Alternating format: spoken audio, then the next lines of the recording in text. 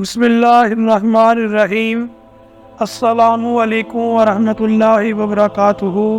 دعا گو ہوں کہ اللہ پاک تمام امت مسلمہ کو اپنی حفظ و امان میں رکھے اور تمام کے لیے آسانیاں پیدا فرمائے، آمین ثم آمین۔ سیرت النبی صلی اللہ علیہ وآلہ وسلم کے سلسلہ کے حصہ 17 بعنوان حضرت زید بن حارث رضی اللہ عنہ کا واقعہ کے ساتھ آپ کی خدمت میں حاضر ہیں۔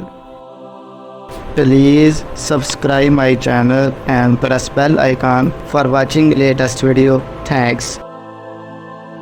لیکن احتیاط کے باوجود حضرت علی رضی اللہ عنہ کے والد کو ان کے اسلام قبول کا علم ہو گیا، تو انہوں نے حضرت علی رضی اللہ عنہ سے اس کے متعلق استفسار کیا۔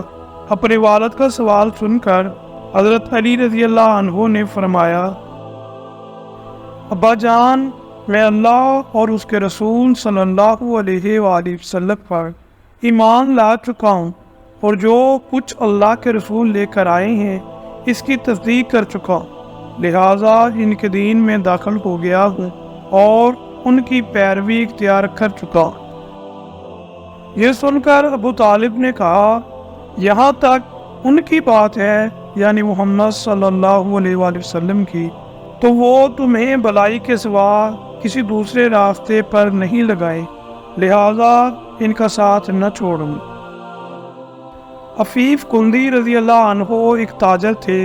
ان کا بیان ہے، اسلام قبول کرنے سے بہت پہلے میں ایک مرتبہ حج کے لیے آیا۔ تجارت کا کچھ مال خریدنے کے لیے میں عباس ابن عبد المطلب کے پاس گیا۔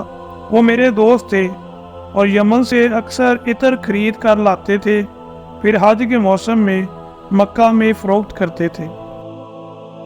میں ان کے ساتھ منع میں بیٹھا تھا کہ ایک نوجوان آیا۔ اس نے غروب ہوتے سورج کی طرف غور سے دیکھا۔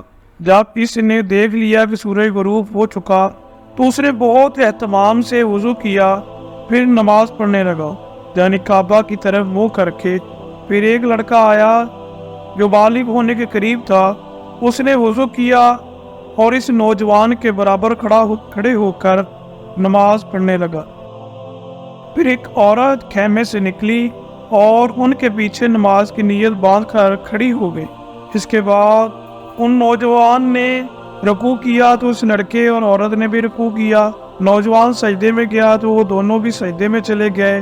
یہ منظر دیکھ کر میں نے عباس بن عبد المطلب سے پوچھا، عباس، یہ کیا ہو رہا ہے؟ انہوں نے بتایا، جی میرے بھائی عبداللہ کے بیٹے کا دین ہے۔ محمد صلی اللہ علیہ وآلہ وسلم کا دعویٰ ہے کہ اللہ تعالیٰ نے اسے پیغمبر بنا کر بھیجا ہے۔ یہ لڑکا میرا بھتیجا ہے، علی ابن طالب ہے، اور ایک عورت محمد صلی اللہ علیہ وآلہ وسلم کی بیوی خدیجہ ہے۔ یہ عفیف کندی رضی اللہ عنہ مسلمان ہوئے تو کہا کرتے تھے، کاش اس وقت ان میں چوتھا آدمی میں ہوتا۔ اس واقعے کے وقت غالباً حضرت زید بن حارثہ اور حضرت ابو بکر صدیق رضی اللہ عنہ وہاں موجود نہیں تھے، اگرچہ اس وقت تک دونوں مسلمان ہو چکے تھے۔ حضرت زید بن حارثہ رضی اللہ عنہ غلاموں میں سب سے پہلے ایمان لائے تھے۔ یہ حضور اکرم صلی اللہ علیہ وآلہ وسلم کے آزاد کردہ غلام تھے۔ پہلے یہ حضرت خدیجہ رضی اللہ عنہا کے غلام تھے۔ شادی کے بعد انہوں نے زید بن حارثہ رضی اللہ عنہ کو آپ صلی اللہ علیہ وآلہ وسلم کی غلامی میں دے دیا تھا۔ یہ غلام کس طرح بنے، یہ بھی سن لیں۔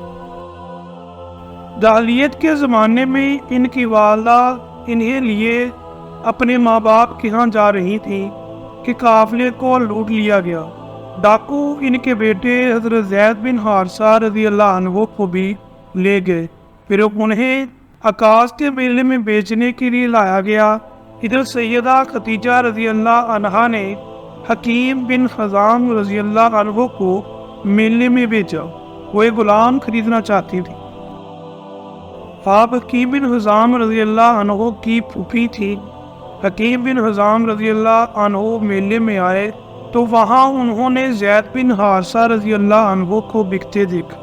اس وقت ان کی عمر 8 سال تھی۔ حکیم بن حزام رضی اللہ عنہ کو یہ اچھے لگے، چنانچہ انہوں نے سیدہ ختیجہ رضی اللہ عنہا کے لیے انہیں خرید لیا۔ حضرت ختیجہ رضی اللہ عنہا کو بھی یہ پسند آئے اور انہوں نے انہیں اپنی غلامی میں لے لیا۔ کہ نبی کریم صلی اللہ علیہ وآلہ وسلم کو ہدیہ کر دیا۔ اس طرح حضرت زید بن حارثہ رضی اللہ عنہ آپ صلی اللہ علیہ وآلہ وسلم کے غلام بنے۔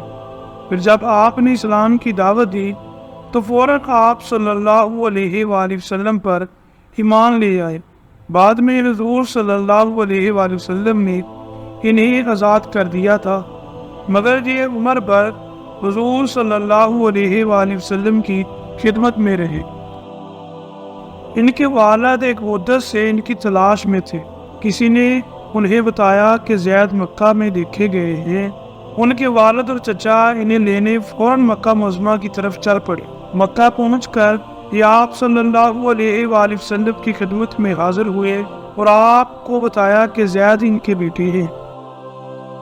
ساری بات سن کر آپ صلی اللہ علیہ وآلہ وسلم نے ارشاد فرمایا، تم زید سے پوچھ لو، اگر یہ تمہارے ساتھ جانا چاہیں تو مجھے کوئی اعتراض نہیں، اور یہاں میرے پاس رہنا چاہیں تو ان کی مرضی۔ زید رضی اللہ عنہ سے پوچھا گیا تو انہوں نے نبی کریم صلی اللہ علیہ وآلہ وسلم کے ساتھ رہنا پسند کیا۔ اس پر باپ نے کہا، تیرا برا ہو زید، تو آزادی کے مقابلے میں غلامی کو پسند کر رہا ہے۔ جواب میں زید رضی اللہ عنہ نے کہا، ہاں، ان کے مقابلے میں کسی اور کو ہرگز نہیں چن سکتا۔ آپ نے حضرت زید رضی اللہ عنہ کی یہ بات سنی تو آپ صلی اللہ علیہ وآلہ وسلم فوراً حجر اسود کے پاس گئے اور اعلان فرمایا، آج سے زید میرا بیٹا ہے۔ ان کے والد اور چچا مایوس ہو گئے، تاہم نبی کریم صلی اللہ علیہ وآلہ وسلم نے انہیں اجازت دے دی کہ وہ جب چاہیں زید سے ملنے آ سکتے ہیں۔